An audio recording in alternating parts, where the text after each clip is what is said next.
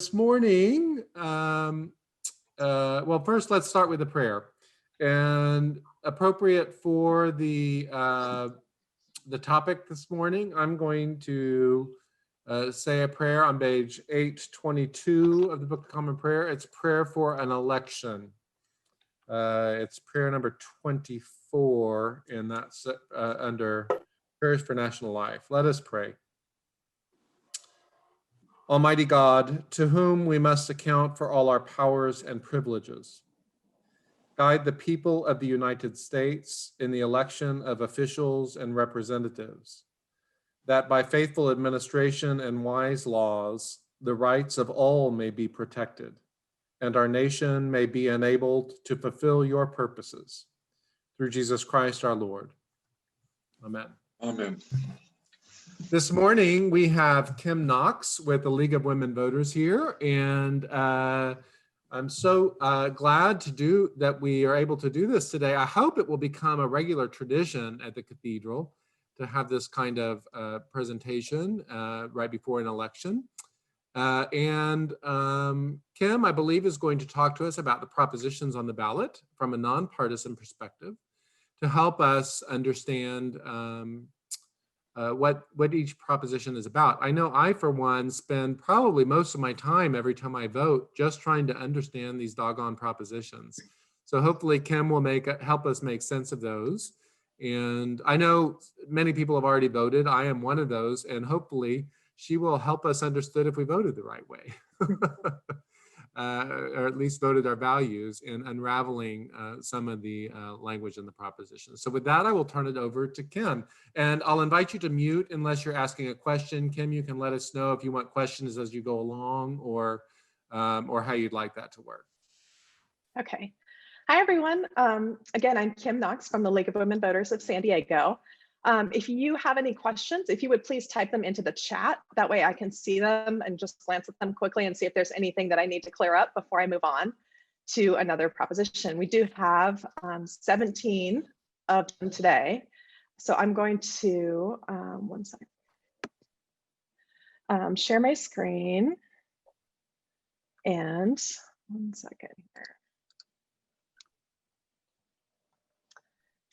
So we have 12 state and 5 city propositions. We're going to start. I did send out a sheet that gives them like a little short 1-sentence summary of each of them. I'm not sure if that got to all of you, but I'll put the link to it in the chat. And if you want to pull it up in your web browser or print it out or just use it for reference, that might be helpful. All right, one more try with the screen sharing here.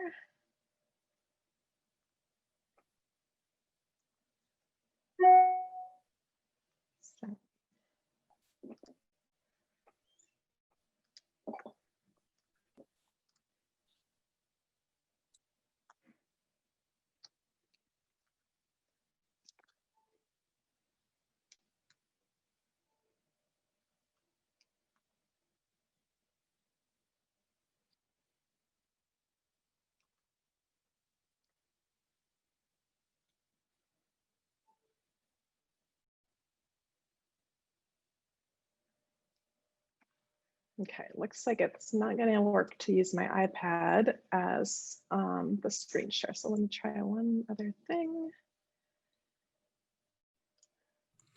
If there's something you could email to Jen or I and we could share it for you, we'd be happy to do that too. Let me try this. I have a backup method here. Tell me, do you see a slide that says League of Women Voters?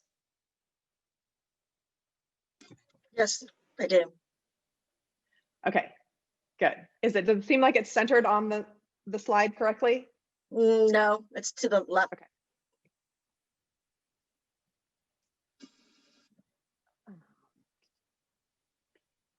At least on my screen, it wasn't centered, but it worked.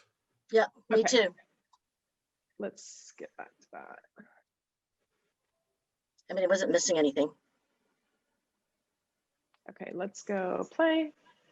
All right, so moving right along. So the League of Women Voters was founded in 1920, the same year women won the right to vote.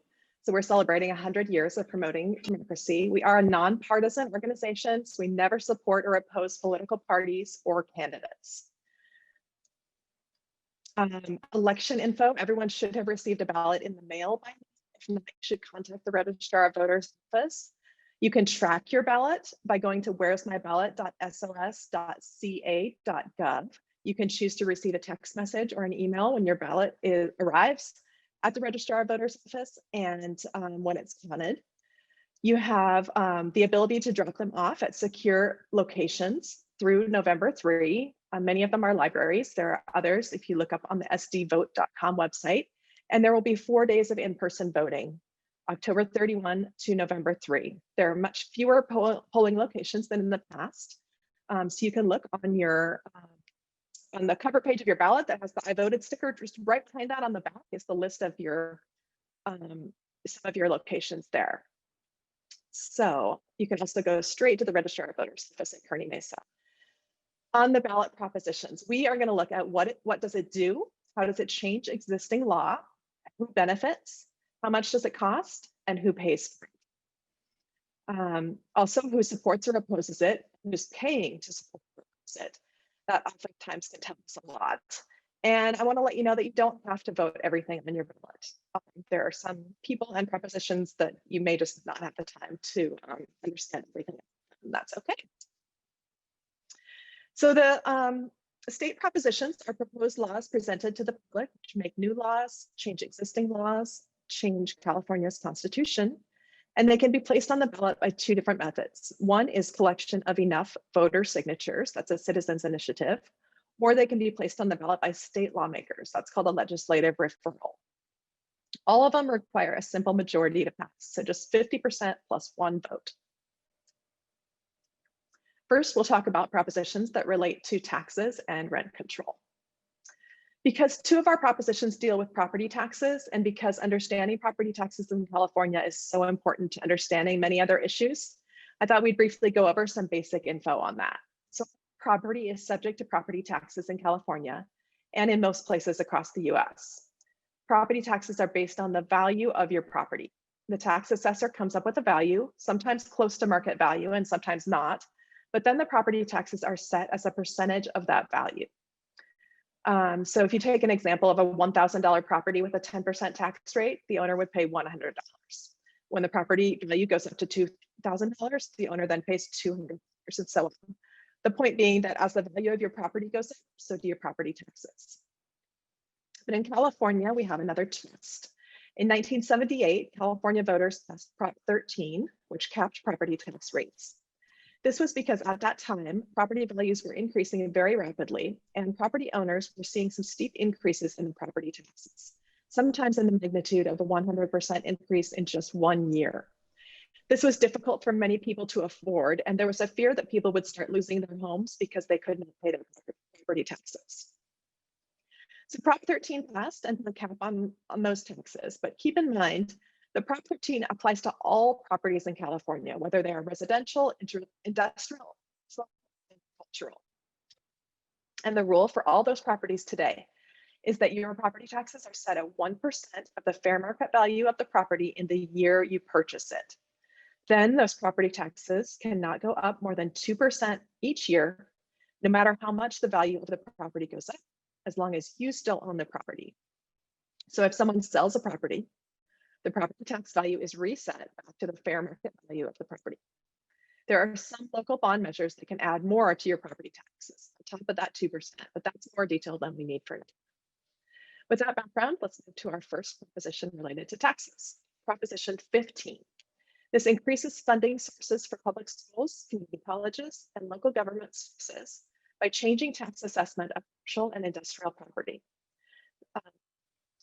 This was brought forward by citizens, and the background here is that taxes based on commercial and industrial property are a major source of funding for counties, cities, schools, and special districts. So we just noted that all properties in California are reassessed back to fair market value. Those properties are sold or transferred to a new owner.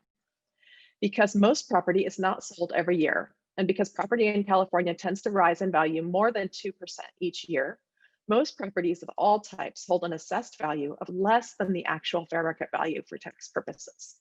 This is particularly true, though, of commercial and industrial properties because they tend to transfer ownership less often. Those 1% property taxes from all properties go to counties to be distributed to local governments and school districts. After Prop 13 was passed, however, the total amount of property tax revenues declined, and the state's general fund became the primary funder of California schools. So if passed, Prop 15 would generally require that commercial and industrial property be reassessed to market value on a periodic basis. So instead of the property taxes rising only 2% per year, as long as the property does not change ownership, the commercial and industrial properties would be reassessed starting in tax year 2022 to 2023, and then reassessed to market value at least every 3 years for that, regardless of whether there was a change in ownership. Prop 15 would only change the way that commercial and industrial property is assessed. It would make no changes to any residential properties or to agricultural properties. It doesn't matter if the residential property is occupied by the owner or is rented out to others. Prop 15 would also not affect commercial or industrial property owners if the value of the property held in California is less than $3 million. Then there would be no reassessment until sold, just like residential properties. The 1% tax assessment rate would remain the same on all properties. It would just be that the commercial and industrial properties would be reassessed at least every 3 years to market value. That's the big change with Prop 15. Then there are other provisions. A small business, meaning they have 50 or fewer employees, they're independently owned and operated, and they have property in California, those companies would be exempt from personal property taxes, completely exempt.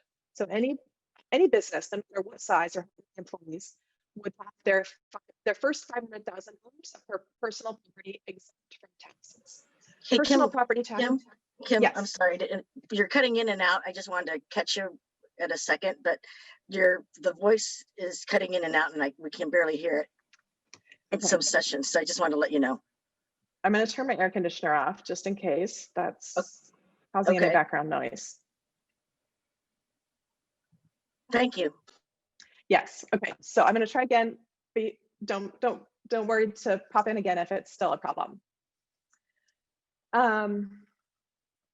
So personal property tax is also sometimes referred to as business equipment and fixtures tax. So a lot of questions are on mixed use properties that have both there's apartment complexes that are residential property, even if they're owned by a big corporation, there's no change there.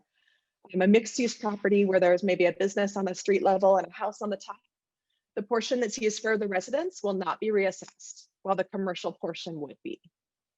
There's also a provision in Prop 15 directing the state legislature to pass a law that states that home offices and based businesses be considered residential. Commissioner still didn't go off, but it should be momentarily. It's estimated that Prop 15 would produce about $6.5 to $11.5 billion per year in additional property tax revenues for local services. Of this amount, about 60% would be distributed to local governments, so $4 to $7 billion, and 40% would go to schools and community colleges, about $2.5 billion to $4.5 billion annually. Property taxes on business equipment would be reduced by several hundred millions of dollars each year. The cost to the state would be several $100 million each to start, as the state would at first pay the cost of carrying out the measure. But as revenue to counties increased, the counties would pay that money back to the state. Kim, you're still cutting in and out. Sorry. Okay, I can switch away from using my headphones in case that's causing a problem. Can you hear me now? Yes. And there is a question. Did you want me to address the questions after you're done or during your presentation? I just wanted to, because there are some questions in the chat. Okay, I'm gonna.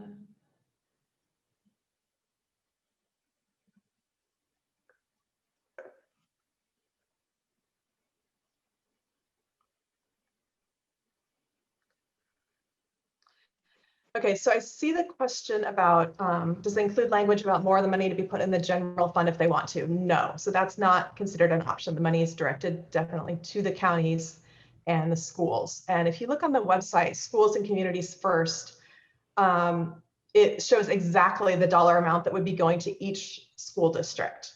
So it can be interesting to see what effect it would have on your own neighborhood by looking that up. So here's a list. Are you able to see the slide again? Yes.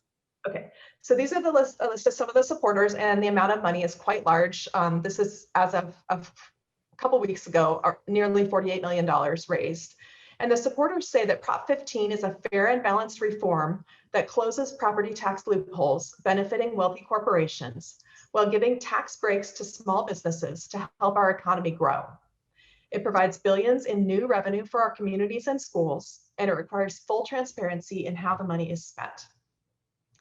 10% of the wealthiest businesses will provide more than 90% of the revenue. They say it keeps Prop 13's protection for homeowners, renters, and farms. Then the opponents listed here have raised over $37 million, and they say Prop 15 would trigger the largest property tax increase in California's history. They say additional costs will ultimately raise prices for consumers. This would make it harder for people to start businesses, and this would require a huge cost to administer. So a yes vote means that property taxes on most commercial properties worth more than $3 million would go up in order to provide new funding to local governments and schools. A no vote means large commercial properties would continue to be reassessed only upon sale or transfer. Next on property taxes, Prop 19. This changes tax assessment transfers and inheritance rules. A citizens initiative. Currently, homeowners in special groups, which means people over 55 and people with disabilities, can buy a new home without paying higher property taxes in some counties just once in their lifetime, as long as the new home is not more expensive than their existing home. Inherited property rules allow some transfers to heirs without resetting the taxable value, with no requirement to reside there. The California Association of Realtors launched an initiative campaign in 2019 to revisit their failed 2018 measure. The legislature drafted a compromise version with provisions for funding fire suppression. What it would do, allow eligible homeowners to transfer a property's taxable value to a more expensive home anywhere in the state up to 3 times in a lifetime. It would still allow once in a lifetime transfers for victims of wildfires and natural disasters. It would eliminate the transfer of taxable values of inherited properties unless the heirs live in a property as a principal residence or a farm. It would use increased state tax revenue in statewide fire suppression efforts and reimbursement of counties' costs. As far as the fiscal effects, giving Californians 55 or older a big property tax break when buying a new home, and to fund that tax break, it would curtail a separate tax break that Californians may receive on homes inherited from parents or grandparents. So increased home sales could generate transfer tax and state income tax in the tens of millions of dollars each year. Increased state administration costs are expected in the tens of millions of dollars each year. Savings would be applied to fire suppression efforts. Supporters say Prop 19 expands Prop 13 rules for homeowners who are seniors, wildfire victims, or people with disabilities, allowing the transfer of their home's property tax value to replacement homes anywhere in California. They say it closes tax loopholes on inherited properties not used as primary residences, directing increased tax revenue to fire protection, schools, and local government. They've raised over $40 million. Opponents say the California Constitution was amended 3 times to protect the right of families to pass their home and up to $1 million of other property to their heirs without changing the Prop 13 tax assessment. They say reassessment to market value will force families to sell their property because they cannot afford higher property taxes. They've raised about $45,000. A yes vote on Prop 19 means all homeowners over 55 or who meet other qualifications would be eligible for property tax savings when they move. Only inherited properties used as primary homes or farms would be eligible for property tax savings. A no vote means some homeowners over 55 or who meet other qualifications would continue to be eligible for property tax savings when they move. All inherited properties would continue to be eligible for property tax savings. All right, we've got one more related to housing costs, and that's Prop 21, which expands local government's authority to enact rent control on residential property. So back in 1995, California legislators passed She's swallowing her words. California legislators passed the Costa-Hawkins Rental Housing Act, which prohibited rent control of single-family homes or of any housing built after 1995. Since then, California's housing shortage for both purchase and for rent has become more extreme. California has 6 of the nation's 11 most expensive rental markets. San Diego is one of them. And a third of California renters spend more than 50% of their income on rent. A couple years ago, there was a proposition to repeal Costa-Hawkins so that cities could choose to enact rent control if they wanted, and that proposition was defeated. In January of this year, the state legislature passed a law which limited the amount a landlord could raise rent each year to 5% plus the local inflation rate. That law also requires landlords to show just cause for termination of a lease. Rentals built in the last 15 years are exempt, as are condos and single-family homes, unless they are owned by a corporation or a real estate investment trust. So if passed, Prop 21 would amend the Costa-Hawkins Act so that rent control could apply to all properties that are more than 15 years old, including single-family homes. There's an exemption for landlords that only own their home and one other home as a rental, but they must hold the title to the rental property as a natural person, not an LLC or a corporation. Prop 21 would also allow cities to limit increases in rental rates after a unit is vacated, called vacancy control. Vacancy control is a provision of rent control that limits how much a landlord can raise rent after a unit is vacated. Landlords would be able to increase rents up to 15% if a renter moves out within the first 3 years of living in a rental. To be clear, passage of Prop 21 would not bring rent control to anywhere in the state that does not already have it. Instead, it would remove some of the restrictions on rent control so that local jurisdictions could choose whether to enact rent control and what that would look like if they did in their own cities. So the value of rental properties would decline because some landlords would opt to sell their properties. Lower assessed valuations of rental properties would mean less paid in property taxes by landlords. There would be decreased income from rental properties. It could also lead to a decline in revenue from income taxes. And it could reduce state and local revenues by tens of millions of dollars per year over time.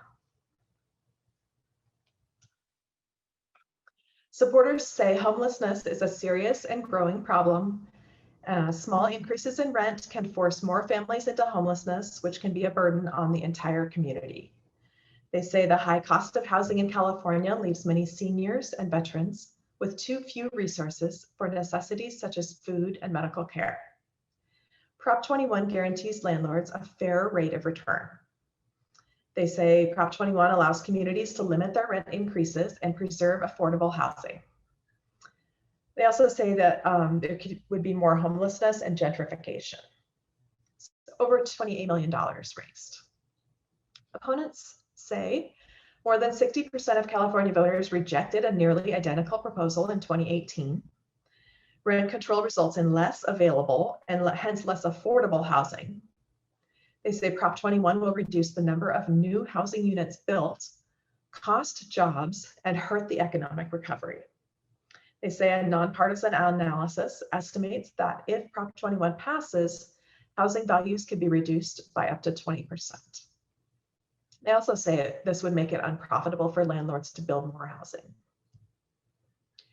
A yes vote on Prop 21 means state law would allow cities and counties to apply more kinds of rent control to more properties than under current law.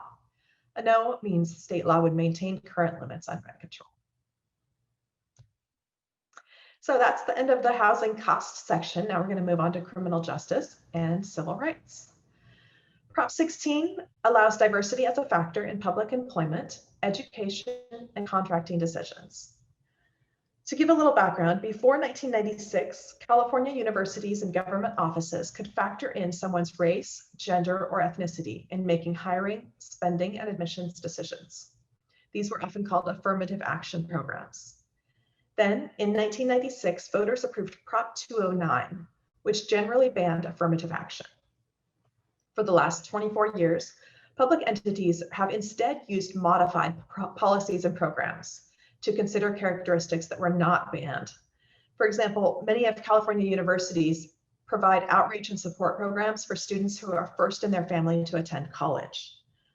Also, when making admissions decisions, consideration may be given to where students attended high school and where they live. Federal law allows policies and programs that consider certain characteristics to increase diversity within limits, but Prop 209 is more restrictive than that. State lawmakers, motivated by racial inequities highlighted by the police killing of George Floyd, voted to put this measure on the November ballot. Prop 16 would repeal the section of the California Constitution introduced by Prop 209 in 1996. It would end the ban on the consideration of race, sex, color, ethnicity, or national origin in public education, public employment, and public contracting. It would allow a wider range of policies and programs to be established, as long as they are consistent with federal and state law related to equal protection. One thing it would not do is create racial quotas in university admissions, because those were banned by the Supreme Court in 1978. The fiscal effects of Prop 16 are largely unknown. Because it is permissive and not a mandate, it would not actually require any changes to be made. So any number of decisions about policies could be made, but because these specific decisions are unknown, the potential fiscal effects are highly uncertain. Supporters are listed here. They say Prop 16 would mean equal opportunities for all Californians, and that California would join 42 other states and the federal government, which allow affirmative action. They say despite living in the most diverse state in the nation, women and people of color currently are still discriminated against. Examples of affirmative action include principals being able to specifically seek to employ qualified Latino teachers in a school where most teachers are white, but most students are Latino. And public universities would be able to consider a student's race as one of numerous admissions factors, including grades and schoolwork.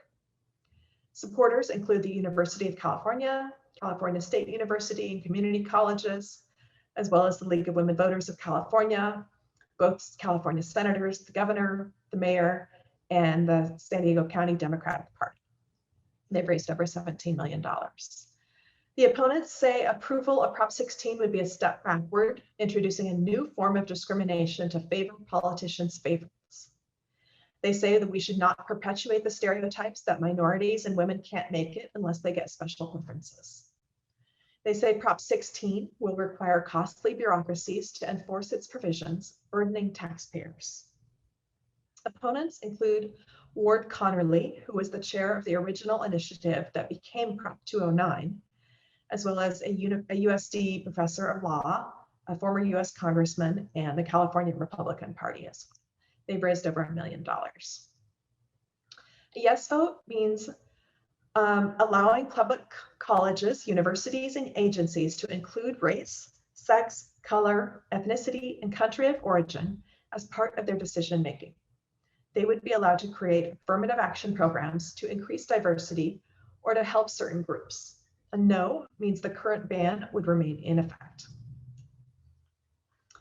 Prop 17 restores the right to vote after completion of a prison term. Currently, California law prohibits people that are serving a prison term or that are on parole from voting. After a person completes their parole, their right to vote is automatically restored. All persons that have served a state prison sentence are on parole for usually 3 years after release from prison. Parole is a supervised program in which people must meet certain conditions that can include living only in certain places, being subject to searches, completing rehab or transition programs, and many, many more. Currently, there are about 50,000 people on parole in California. It should be noted here that people who are in jail or on probation, which is different, are still able to vote. If passed, Prop 17 would amend the California Constitution to allow persons on parole to vote as long as they are otherwise eligible. Because all registered voters may also run for office, persons on parole would also be able to run for office if otherwise eligible. Passage of Prop 17 would increase ongoing county costs because county election officials would need to register voters and send them election materials. How many people registered would determine the cost, and there would be a one-time cost for the state to update the voter registration system. So the cost of hundreds of $1,000s is currently 0.00059% of the general fund budget. Supporters say nearly 50,000 Californians who have completed their prison sentences pay taxes at the local, state, and federal levels, but they're not able to vote at any level of government. They say when a person completes their prison sentence, they should be encouraged to re-enter society and have a stake in their community. Supporters cite a Florida study which found that people who have completed their prison sentences and had their voting rights restored were less likely to commit crimes in the future. So nearly $1.2 million raised.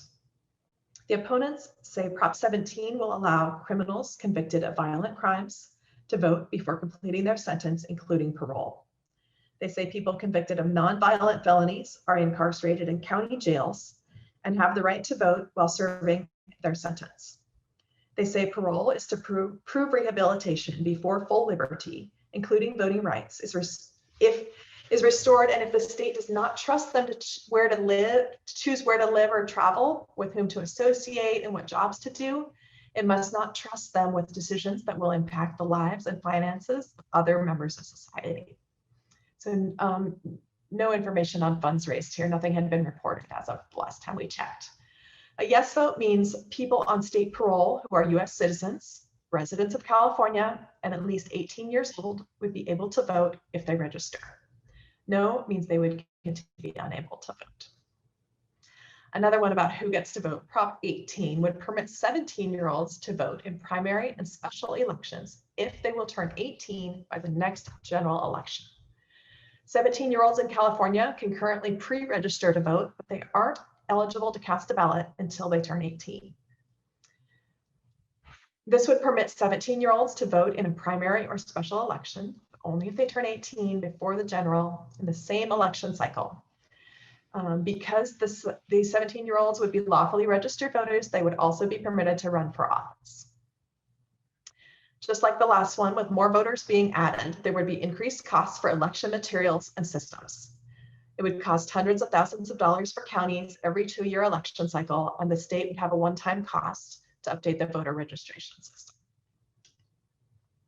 Supporters say Prop 18 would allow 17 and 18-year-olds to participate in a full election cycle. They say because so many public policies directly impact the lives of young people, many of whom do work and pay taxes, they should be allowed to vote. They say only 22% of young adults age 18 to 34 currently vote, and passage of Prop 18 would increase participation in the electoral process and promote the habit of voting, which evidence shows increases the likelihood of voting in the future. So a little over $600,000 raised. Opponents who have not raised funds, they say 17-year-olds do not pay property taxes, should not be able to vote on bond issues involving taxes and public debt. They say 17-year-olds lack the maturity to vote and need more life experience. Their brains have not yet fully developed when it comes to logic and reason, and they could be easily influenced by their teachers who would tend to advocate for certain propositions, particularly school bond issues. A yes vote means young people who will turn 18 by the time of the general election should be able to vote in the primary of the same election cycle, even if they're only 17. A no means only those who have turned 18 can vote in any California election. Prop 20, stricter parole for nonviolent crimes felony sentences for certain offenses currently treated as misdemeanors. Little background in criminal law, a felony is the most severe type of crime. State law defines some felonies as violent or serious or both. So examples of felonies defined as violent and serious include murder, robbery, and rape. Felonies that are not defined as violent or serious include human trafficking and selling drugs. A misdemeanor is a less serious crime. That includes things such as assault and public drunkenness. And those people could possibly serve up to 1 year in county jail for some misdemeanors. People convicted of felonies used to always be sentenced to state prisons. But in 2011, the Supreme Court of the US held that California's overcrowded prisons were a violation of the 8th Amendment, which bars cruel and unusual punishment. Since then, California has passed three measures to reduce the crowding and move some people out of those prisons, move some of them into county jails, and shorten some sentences.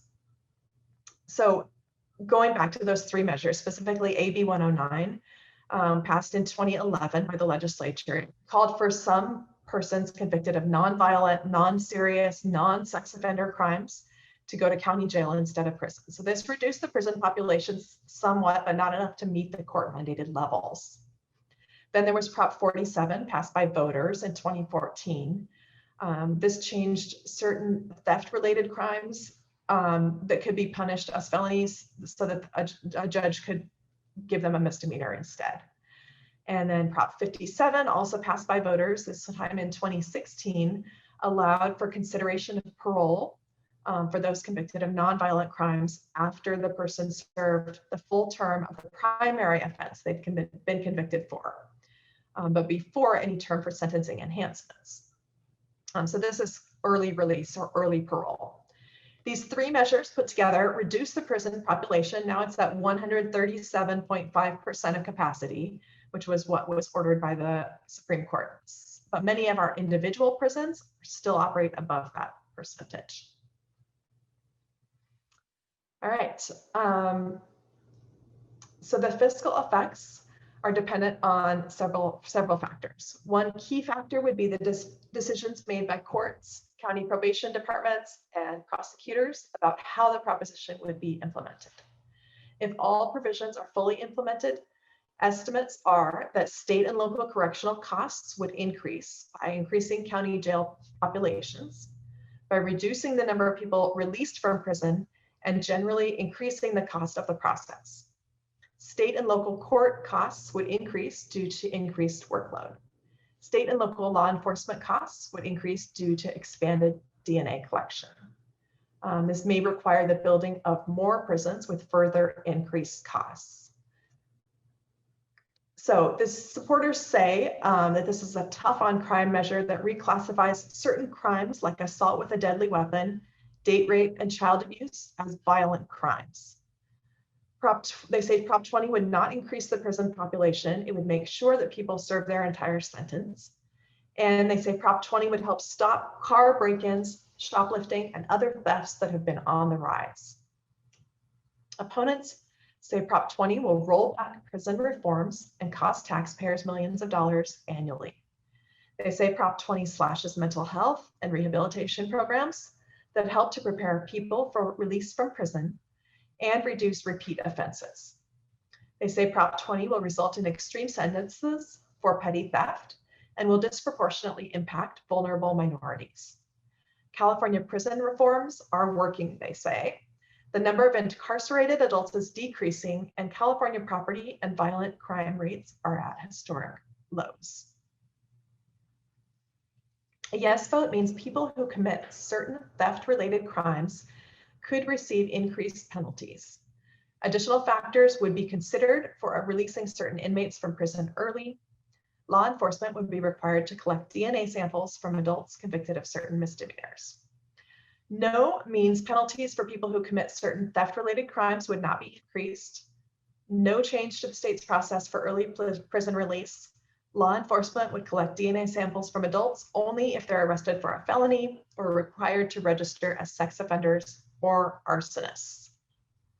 So I see a question, does it affect mental health funding? I have not seen anything specifically about that in the text of this one. Prop 25, a referendum on the law that replaced money bail with system based on public safety and flight risk. So this was forwarded by bail bond companies. In 2018, the state legislature passed SB 10, which would eliminate the money bail system so that people arrested or arraigned in court might not have to post bail in order to stay free pending their trial. SB 10 did not go into effect because this referendum was filed. It would eliminate the current money bail system and replace it with a system based on risk assessment to determine whether a person charged with a crime would be released from jail while awaiting trial. The risk assessment weighs public safety and community ties as factors.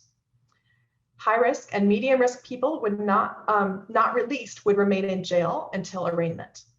More specifically, if passed, Prop 25 would allow SB 10, legislation passed in 2018, to go into effect.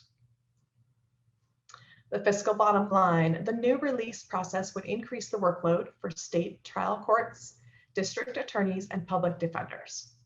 These costs could be in the hundreds of millions of dollars annually, which is less than 1% of the state's general fund budget. Possible reduced jail costs if fewer people are being held in jail or for shorter time periods. The actual size of these effects is uncertain and would depend on how the proposition is interpreted and implemented. There would be reduced fees paid to the state on bail bonds. Supporters, they say the current system favors rich defendants who can easily make bail and keeps poor defendants and defendants of color in jail. People who are eventually found not guilty or not even charged may be stuck with large debts to pay off the bail or the fees.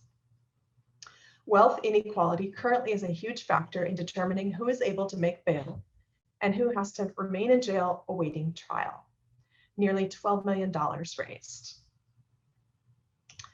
The opponents say the intentions of SB 10 are good, but its provisions may effectively result in more people being jailed than under the current situation. They say Prop 25 will cost taxpayers hundreds of millions of dollars a year, overburdening courts and creating a new bureaucracy. Over $6 million raised. A yes vote on Prop 25 means no one would pay bail to be released from jail before trial. Instead, people would either be released automatically or based on their assessed risks of committing another crime or not appearing in court if released. A no means some people would continue to pay bail to be released from jail before trial. Fees may continue to be charged as a condition of release. All right, moving on to our miscellaneous issues. Prop 14 authorizes bonds continuing stem cell research. In 2004, voters approved Prop 71, which added a provision to the California Constitution allowing stem cell research. The measure also created the California Institute for Regenerative Medicine, or CIRM, and allowed the state to sell $3 billion in bonds to fund CIRM grants and operations. Most of that money has been used up with only about $30 million remaining. Projects funded by CIRM grants include stem cell research, the development of potential treatments for many diseases, clinical trials for new potential treatments, construction of new research facilities, and internships for research students. Grant recipients who make a profit from licensing or selling inventions created with grant funding are required to share a portion of the income from these inventions with the state. So there is only one proposed bond in the state propositions for this election, but they are often on the ballot in California because general obligation bonds must be approved by voters before they can be issued by the state. A bond is a form of long-term borrowing that the state uses to raise for various projects. You can think of it as similar to a loan that one of us might get to accomplish something like remodeling our house.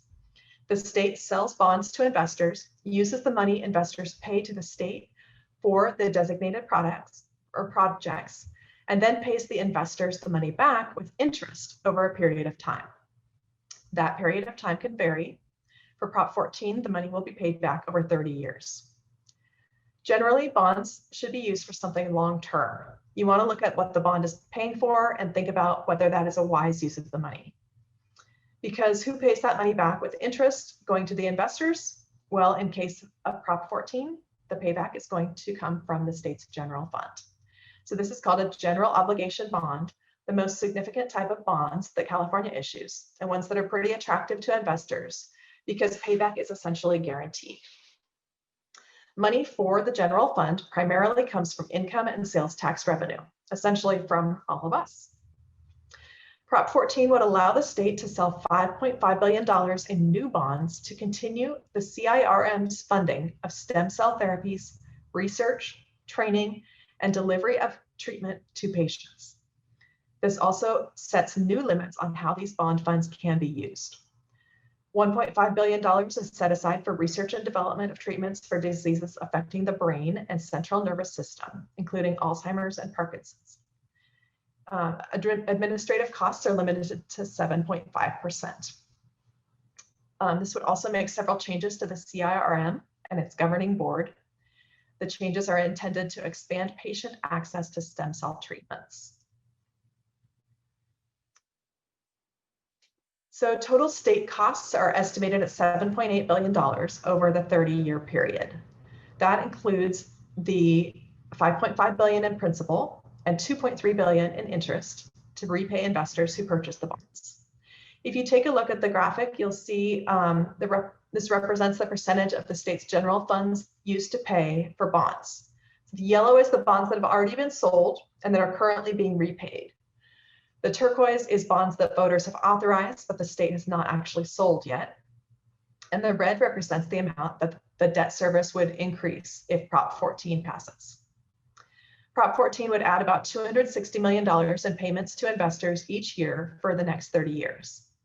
Some of those costs could be offset by the requirement for grant recipients to share profits, but to date, the state has only recouped $350,000 from that provision.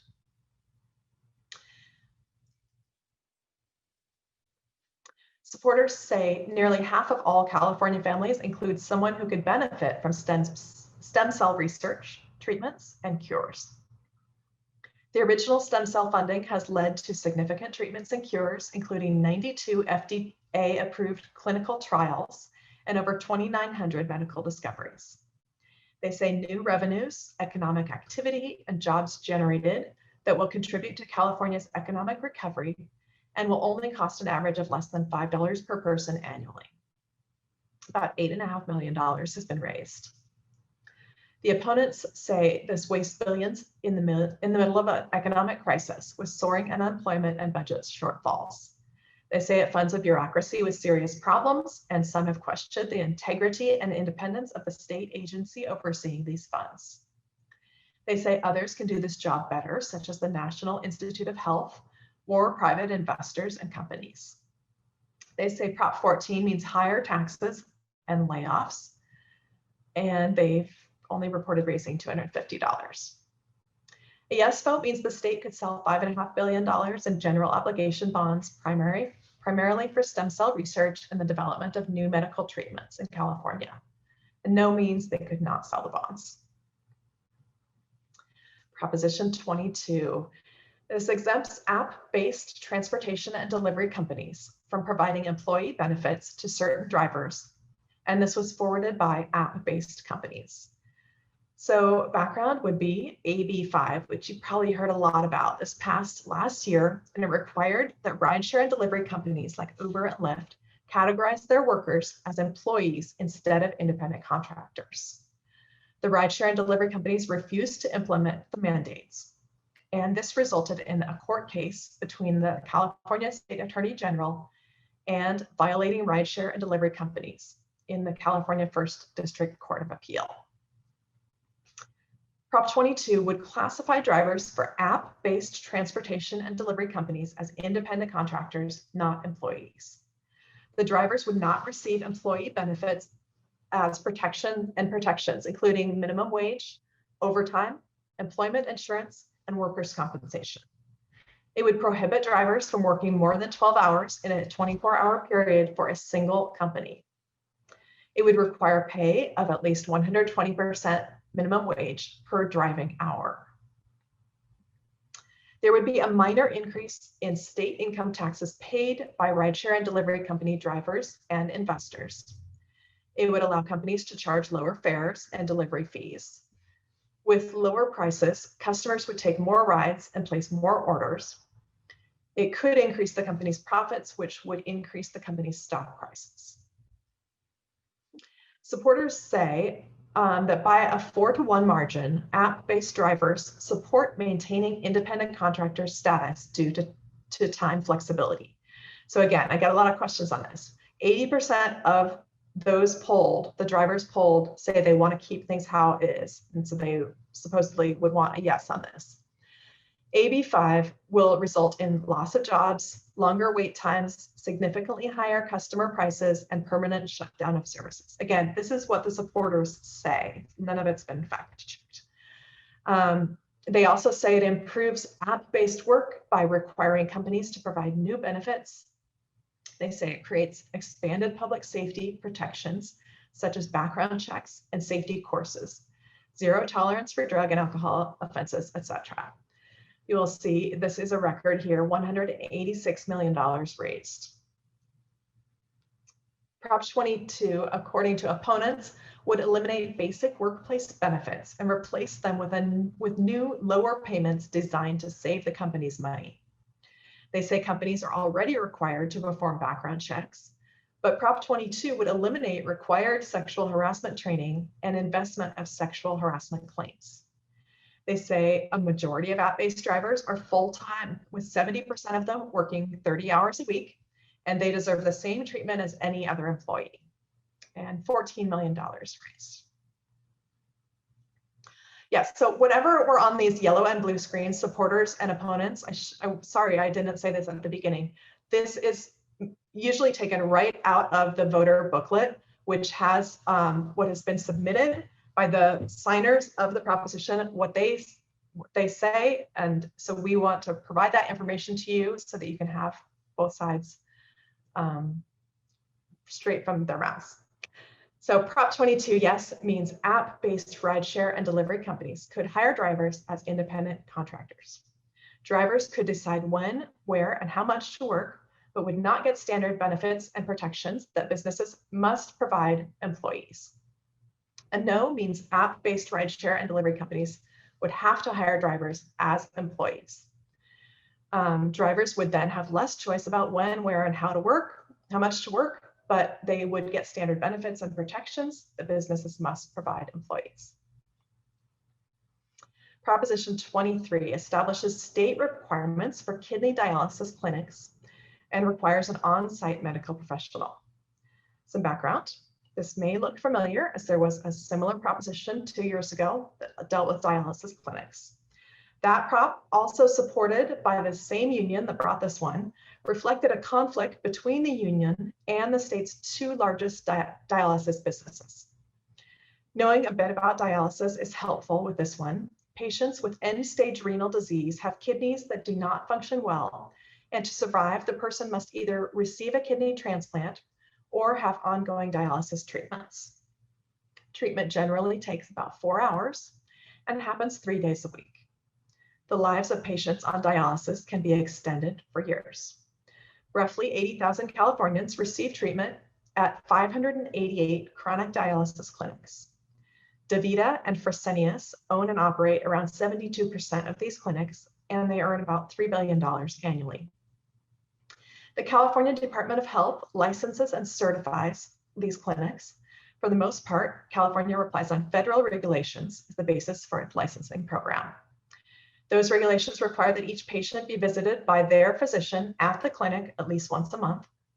Each clinic must employ a medical director who is a board-certified physician, a position that's estimated to be 1/4 time, implying that one physician could rotate as medical director among several different clinics. So that's where we are today. If passed, Prop 23 would require 4 things from dialysis clinics. First, there must be a licensed physician on site during all hours of operation, unless there's a shortage of physicians. Clinics must report dialysis-related infection data. And clinics must get approval from the state to close or reduce services. And clinics may not discriminate against patients based on the source of payment for their care. Okay, so I'm going to try to wrap it up. Increased costs for the dialysis clinics by several $100,000s a year. Clinics may respond to these increased costs by spreading costs across multiple clinics, negotiating rates with insurance payers, continuing with lower profits, or closing. Would likely increase healthcare costs for state and local governments. That's a minor increase in the total spending. Supporters say that dialysis is a dangerous procedure, and if something goes wrong, a doctor or highly trained nurse should be nearby. They say dialysis patients are prone to infections, and proper reporting and transparency of infection rates would encourage clinics to improve quality. And strong protections should be provided to vulnerable patients when clinics close. Opponents say the increased cost of requiring on-site physicians at every clinic would force clinics to cut services and even close. Full-time on-site physicians are not necessary because dialysis patients are already under the care of their personal kidney physician, and dialysis treatments are administered by especially trained personnel. They say Prop 23 could make our physician shortage worse and lead to more emergency room overcrowding. And they say dialysis clinics are already strictly regulated and provide high quality care.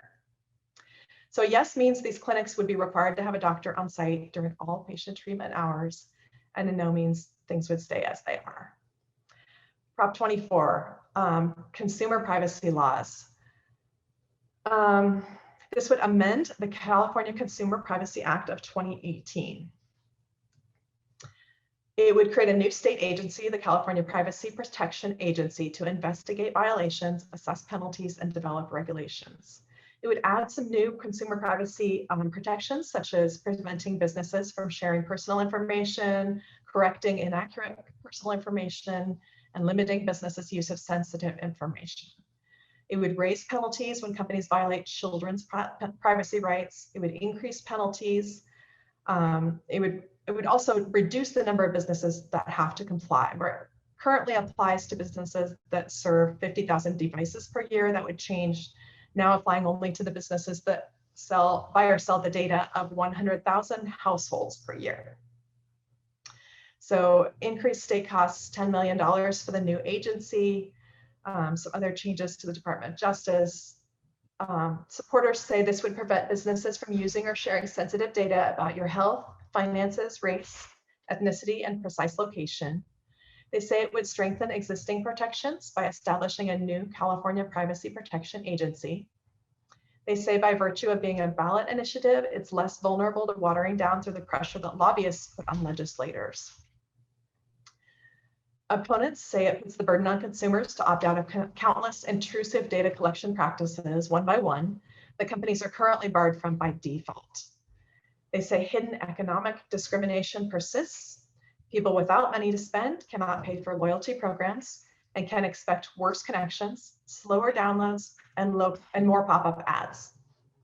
They say Prop 24 would allow employers to keep gathering data about things like employees' pregnancies, religion, or political activism.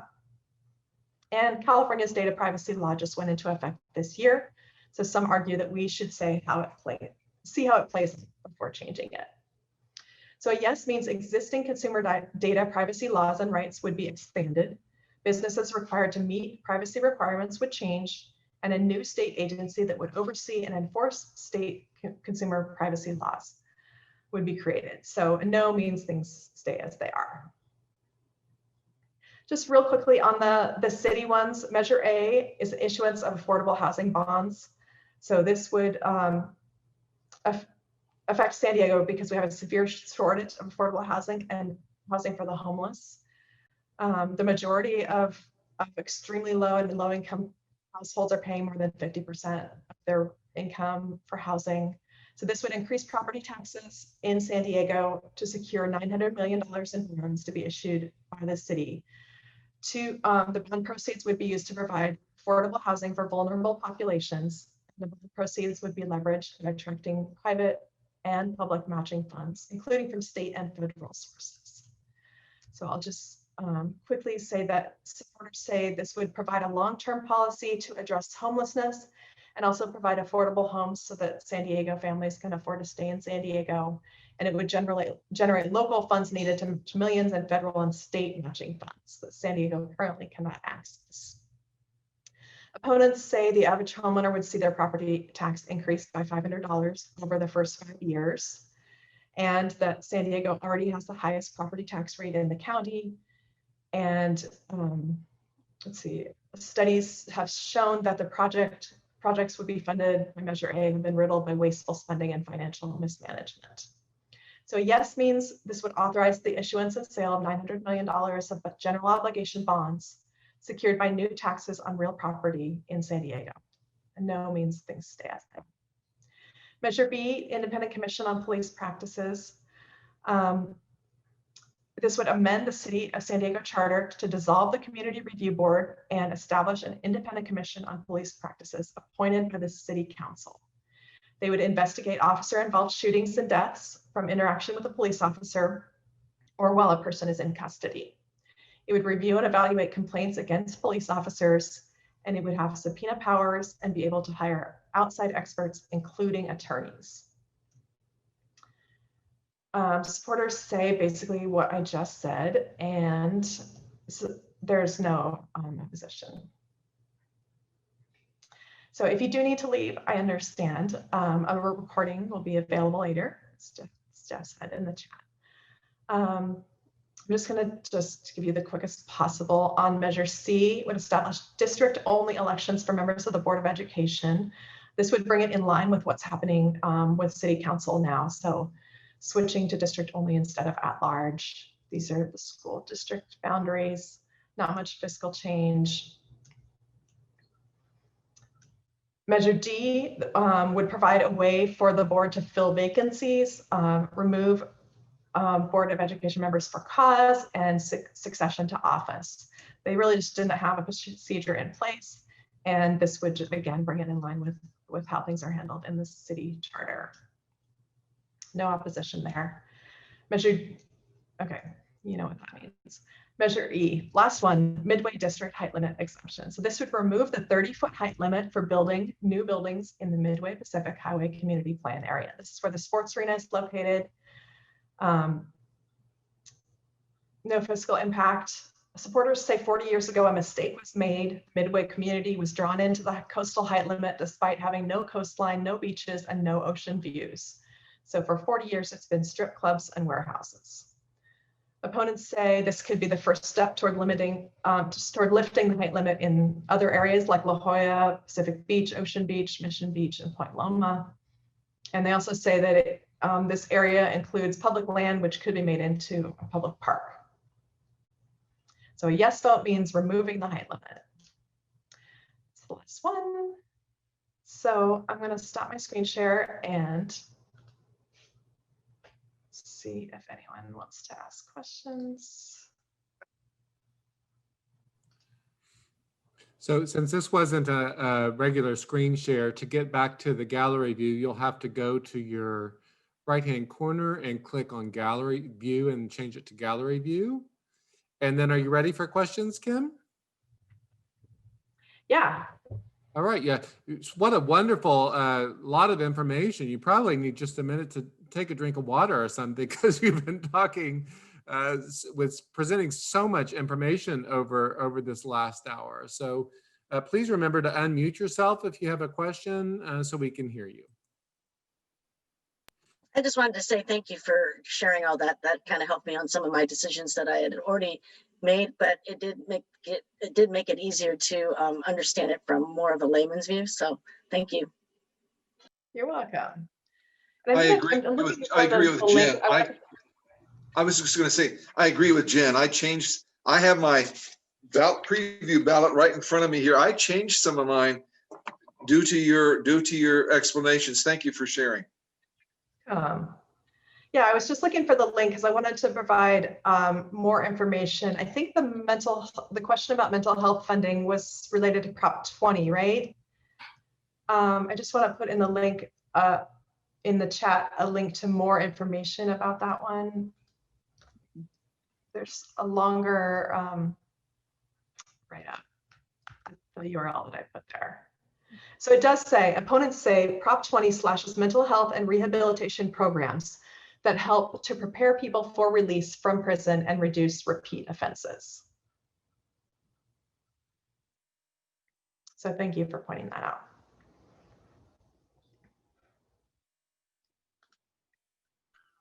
I saw somewhere, and I'm not sure if it's correct, that Proposition 22, the Uber driver proposition, has a provision in it that requires a 7/8 vote of the legislature to repeal. Is that correct? That's true of all citizens initiatives. Yes. Not just a supermajority, but a 7/8 supermajority. Yes. So that one also applies to the well, all the citizens initiatives, but I think particularly about the one about the privacy, consumer privacy stuff is like, if we change that through a vote of the people, then do we have to wait another, if it doesn't work out and it's like completely screwing things up, then are we going to do a special election? Are we going to wait 2 years to be able to change it again? Or would 7/8 of the legislature vote? Who knows? They actually passed the California Consumer Privacy Act with a 100%. It was unanimous. So who knows?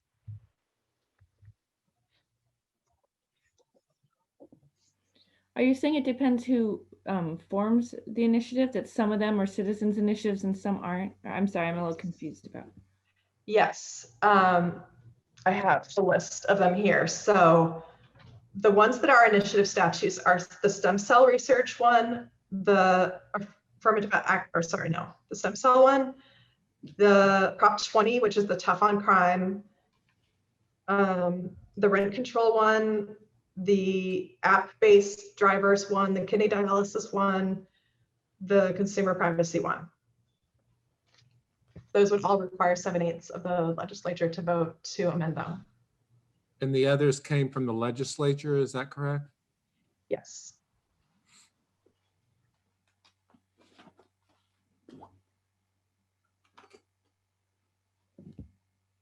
You know, I was looking at the map for the one for redistricting or changing the height limit in the Midway district. And it's very weird because after a certain point, it's widened all the way down Midway, but the stuff that's closer to the corner of Midway and Rosecrans is not. Is there any reason why? Do you know anything about that map? Kind of weird. It sort of looks like it's drawn for some special purpose. Well, the airport is south of it. Is that the part you're referring to? That sort of bottom right part? If you look at the map, the airport's considerably south of Midway. There's the corner of I drive over there often. I used to live in that area. Yeah. But my post office box is still over there because of that. Anyway, the corner of Midway and Rosecrans on the southwest corner is got a Walgreens, and then I think next to that are some other little shopping centers. And those are all not, they stay with the height limit. And then down farther, maybe where the Kaiser is on Midway, those are all higher, or maybe where the pizza place is. Anyway, it's kind of weird that they didn't include all the way down. And I just wondered. Yeah, I don't know why it's drawn the way it is, but it includes all of that area plus the Marine Corps Recruit Depot, and then down, it follows Pacific Highway there down. It looks like to maybe Laurel or one of the streets down there. It's a pink area, wasn't it? I don't have my voting materials in front of me, but I think it was the pink area that was changing, wasn't it? So I don't have the voter materials. I have a different map. Either. Anyway, I guess, do you know who proposed that? I mean, these are like community plans that have been in place for decades. So no, I don't know. I mean, this doesn't change that map. So the maps are the way they are, have been for decades, and these plans. So when it's community plans, does that mean that they originate with the city council, or do they, the planning department, or with private developers or? Definitely through the city council, yes. Susan, looking at Google Maps, it seems like that weird little inset you were talking about on the west corner of Rosecrans and Midway, that looks like suburbia. It's not, there's maybe Walgreens along the main streets, but most of it is just cul-de-sacs full of houses. I don't think that's true. I think it's all commercial property, and behind that there's residential that are high rise. They're not terribly high, but about 4 or 5 story apartments. That's what I was wondering, because I do live right out there, like behind Walgreens. I'm not looking at the map. I don't know the link right now. But there are taller buildings. If you're driving into Point Loma on Rosecrans, to the right behind Walgreens and all of that, I wonder if they're already a higher limit, because there are some taller where Kaiser is, and all through there it seems like it's higher buildings now. And if you go to the left of that, you're going closer to the water, which I think they're trying to keep low, like where MCRD is, and on that side. Right, that's all low, I think. Right, but I think that's still considered more coastal there because it's closer to the bay, but I don't know that. Is this resolution related to the proposed development for the arena over there? Yeah, they're trying to, like, I believe it has to do with sports arena is going to be redone. And I think the proposal that they're going with now has a lot more height to it. And so there's going to be another arena and retail and some park space and housing. And they're trying to get higher housing there, is I believe what prompted this. Yeah, Development the zone. supporters say it would only make financial sense for a developer to do anything with the sports arena property if they were allowed to have the density to build up. Especially if they're trying to keep part of it as an open space for an arena, than building like 2-story housing for the rest of it. Yeah, anyone's that interested in that. And it is on a bus line or you can walk 1 mile to the Old Town Trolley Station. So it seems to be in an area that's fairly well served by public transit. Well, it just seems odd to me that they would limit those certain commercial properties from being developed as higher rise. And also, I think, I don't know whether that's related, I think that at one point they widened the area down through there to 3 lanes from 2, and maybe it has to do with that, but it seems very strange to me because it's limiting the value of those commercial properties in my point of view.